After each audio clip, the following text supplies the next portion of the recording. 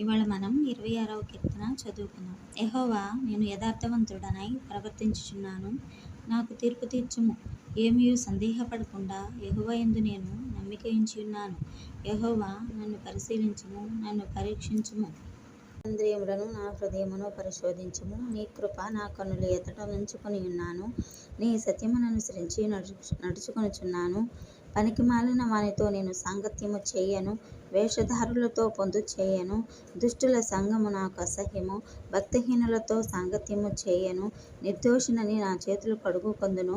యెహోవా, నీ బలిపీఠము చుట్టూ ప్రదక్షిణము చేయుదును. అచట కృతజ్ఞతాస్తుతులు చెల్లింతును. నీ ఆశ్చర్యకార్యములను వివరింతును. యెహోవా, నీ నివాస మందిరమును, నీ తేజోమహిమ నిలుచు స్థలమును నేను ప్రేమించుచున్నాను.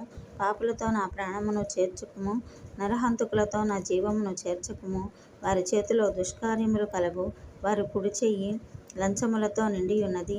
నేను యథార్థవంతుడనై నడుచుకొనుచున్నాను. నన్ను విమోచించుము, నన్ను కరుణించుము. సమభూమిలో నా పాదము నిలిచియున్నాను. సమాజములలో యెహోవాను స్తుతించెదను. ఆమేన్.